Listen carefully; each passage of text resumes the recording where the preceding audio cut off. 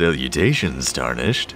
In my previous video, I beat Elden Ring using the most broken build possible. This challenge run was my penance. In this run, I must start as Wretch, I must have 0 equip load at all times, I am only allowed to put points in Faith, and I am not allowed to summon anything.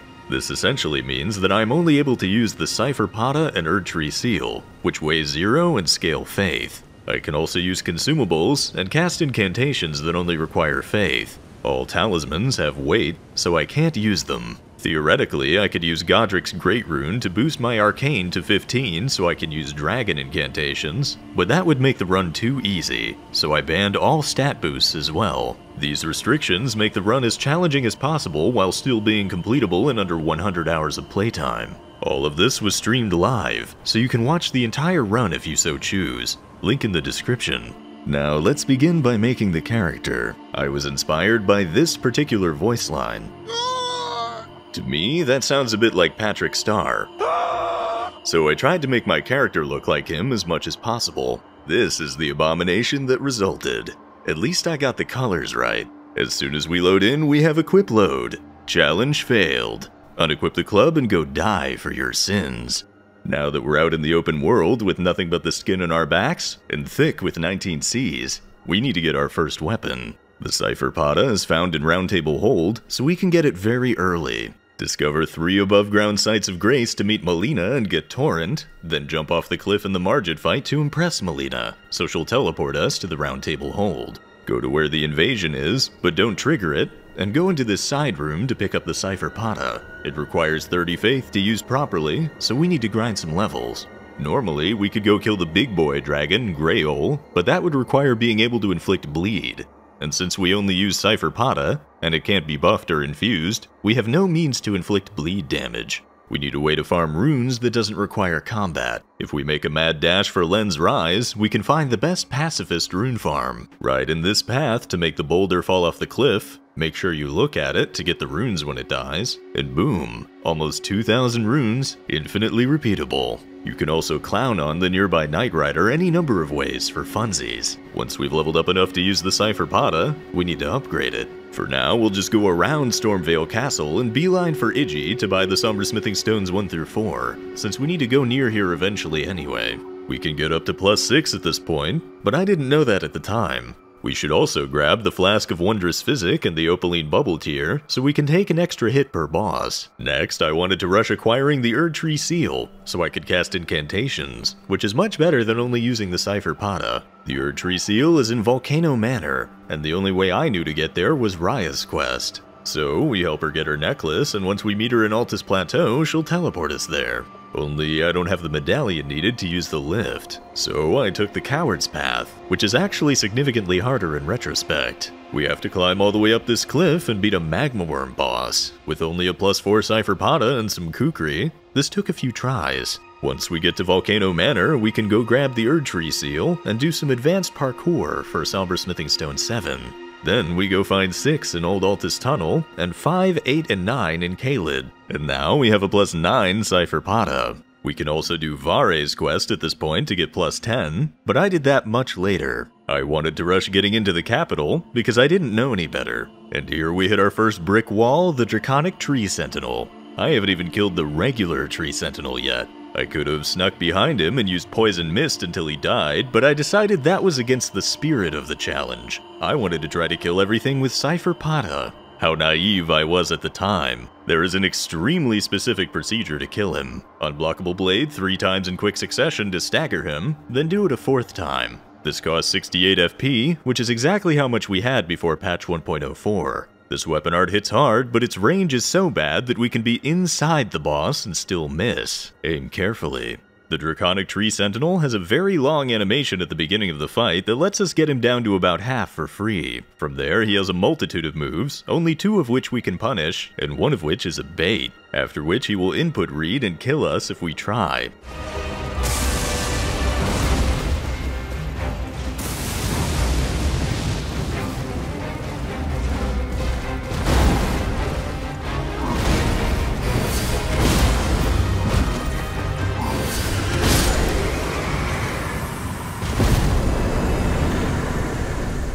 After finally beating him, I realized I was a fool, because we can't get into the capital without 2 Great Runes anyway. The 2 easiest Great Runes to get are in Stormveil Castle and Hogwarts. To get to Stormveil Castle, we have to beat Margit. If we pick up Margit's Shackle from Patches, we can immobilize him twice in the first phase, and the Cypher Pata will deal with him easily enough. Godric has trouble hitting us if we spam the Pata's jumping attack, so he went down relatively easily as well. Hogwarts Lady is difficult at this point, but doable, but I decided I wanted to kill Radahn instead. Pre-patch.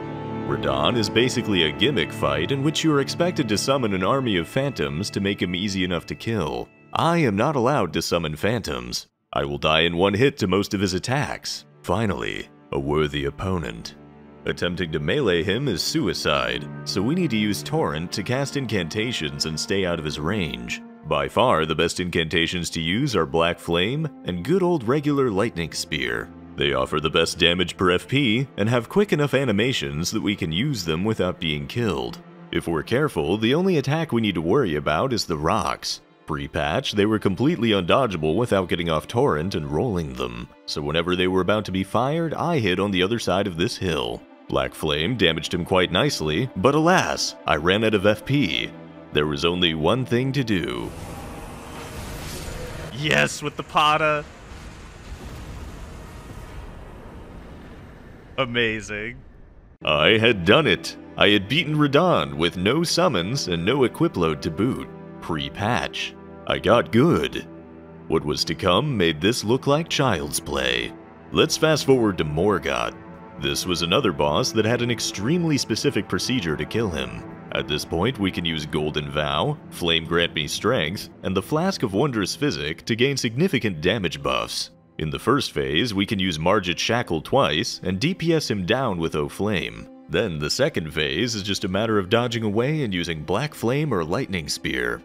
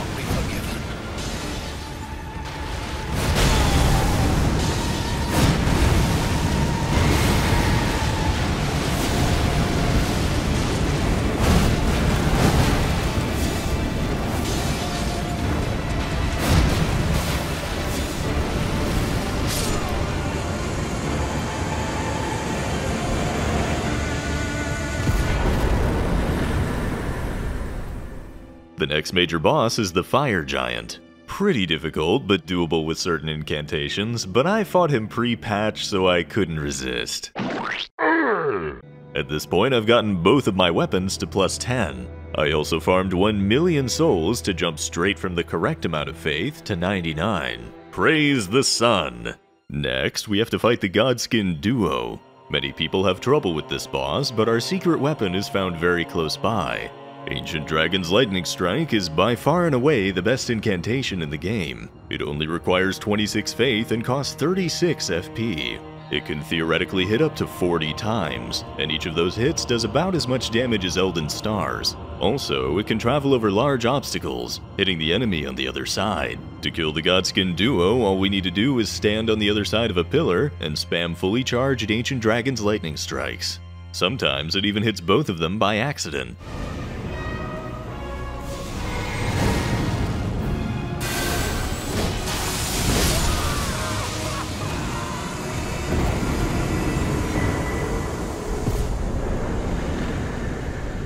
With them dead, we're on to the most difficult fight of the run, Maliketh. There is a gimmick item for his second phase, but it requires that you kill Rykard, who is meant to be killed with a gimmick weapon, which we can't use. Ancient Dragon's Lightning Strike demolishes his first phase, but in the second phase, his lava pool is so big that we can't hit him. So we have to fight Maliketh like men. Just kidding. The broken pillars in the boss room are short enough for Ancient Dragon's Lightning Strike to travel over, so we can do his first phase totally safely. His second phase, however, destroys us. He is very, very mobile, so our incantations will only get us killed, and he has 80% holy resistance, so Cypher Pata is a no-go. He is faster than us, and all of his attacks kill us in one hit, so running away is a bad strategy. However, sometimes at the beginning of his second phase, he will miss a few attacks, giving us a few seconds of free hits. We just need to kill him in this window.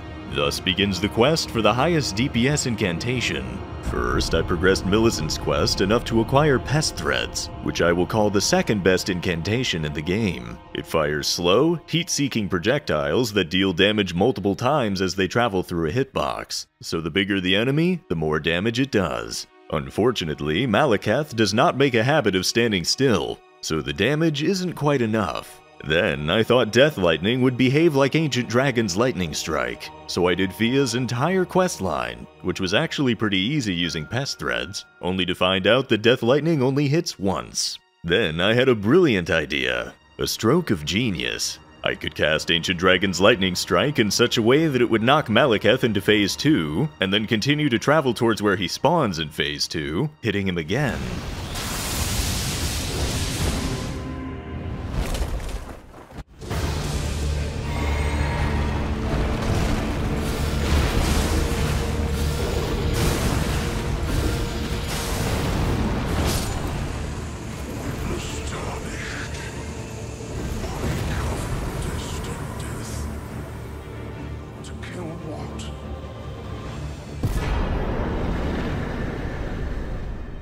This was by far the most satisfying fight in the run.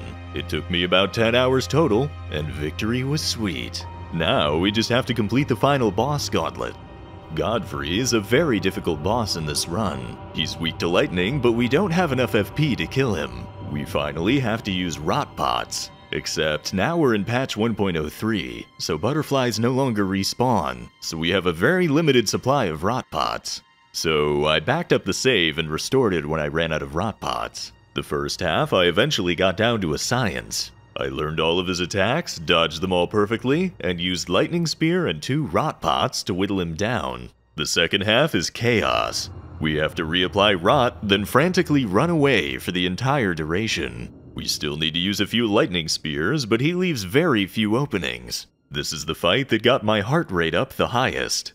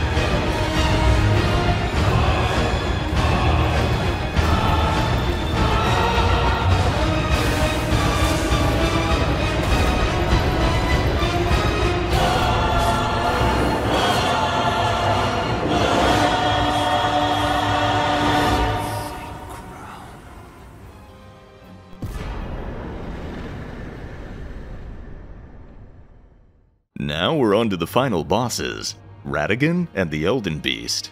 Our assets are very limited. Radagon has 80% holy resistance, and holy damage heals the Elden Beast. Radagon's only real vulnerabilities are fire and rot, and the Elden Beast is immune to all status effects. Radagon is very good at countering our usual strategies, and the Elden Beast has an unavoidable spell that we can't tank. We have to beat both of them back to back. That means we have to learn to beat Radagon consistently enough that we can learn to beat the Elden Beast in a timely manner. The best strategy we can use to fight Radagon is to spam Catch Flame and dodge literally everything perfectly. Or I could do this.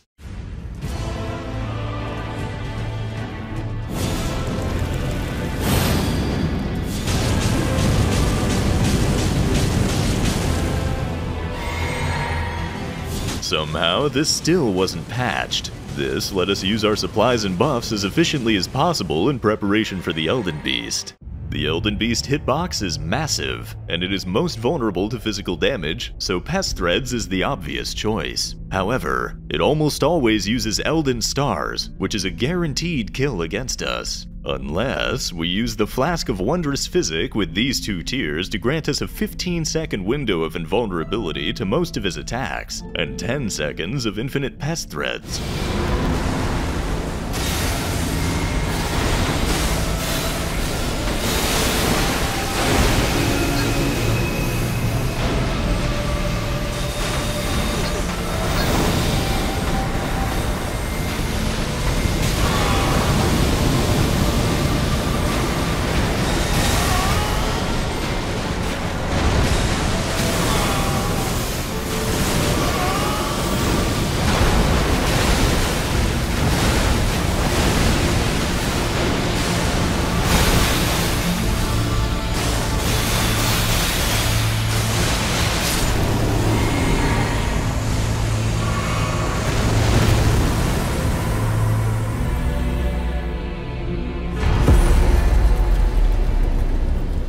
So there you have it. Finally, a good miracle build. So powerful you don't even need equip load to destroy everything. Still working on Placidus Axe and Millennia.